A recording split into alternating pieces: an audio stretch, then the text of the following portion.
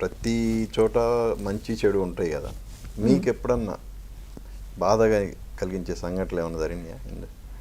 బాధ అంటే అండి, అంటే మనకి ఎలాంటివి ఉంటాయంటే, అయ్యో ఈ సినిమాలో మనం చేయలేదు, లేకపోతే ఇక్కడ వరకు వచ్చి లాస్ట్ మినిట్ వరకు వచ్చి వేరే వాళ్ళకి వెళ్ళిపోవడము, ఇలాంటివి ఉంటాయి కదా. అలాంటివి తప్ప అలాంటివి ఉన్నాయండి. అంటే పెద్ద నేను గుర్తుపెట్టుకోలేదు. ఒకటి రెండు అంటే వంశీ గారిది ఉండేది కదా, రవితేజ గారు చేశారు, అండ్ కళ్యాణి. సో అది ఒక ఫిల్మ్. అలా అలా ఇంకో కాదు, మూవీ పేరు గుర్తురాట్లేదు నాకు.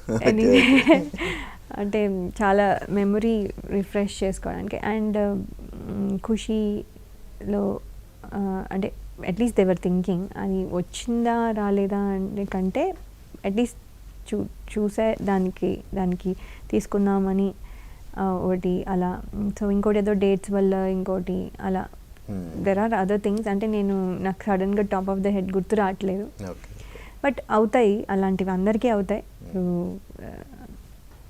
అది అలాంటివి వచ్చినప్పుడు బాధ వస్తుంది మనకి. అంటే మనము వచ్చినది సద్వినియోగం చేసుకోగలము. అవి ఇలాగా ఈ రీజన్స్ వల్ల పోతే కొంచెం బాధ వేస్తుంది, అంత తప్ప దెర్ ఇస్ నథింగ్. అంటే పెద్దగా బాధపడిపోయేవి ఏమి లేవండి.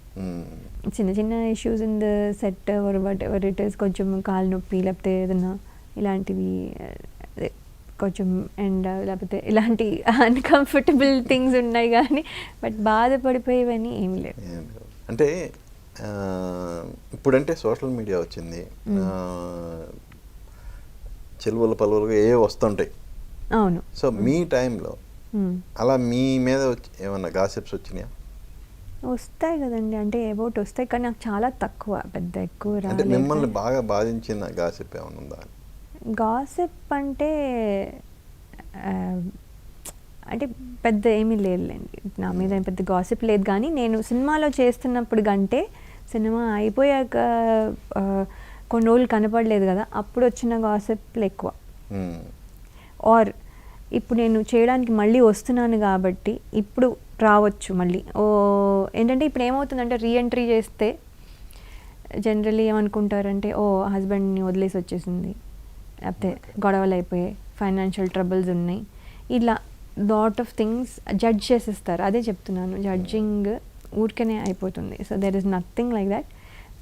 ఇష్టమయ్యి పిల్లలు కొంచెం ఇండిపెండెంట్ అయ్యారు కాబట్టి వాళ్ళ పర్మిషన్ తీసుకునే, అలా అని వాళ్ళని వదిలేసి కాదు, మా హస్బెండ్ పిల్లల పర్మిషన్ తీసుకుని వచ్చి చేస్తున్నాను. సో ఇలాంటి మధ్యలో కనపడపోయేసరికి అడుక్కు తింటున్నాను, ఏదో చేస్తున్నాను, ఏవో అట్లాంటివి మీ గురించి గణేష్ గారి గురించి తెలిసిన వాళ్ళు అనుకోరులేండి. తెలిసిన వాళ్ళు ఎందుకు అంటారు?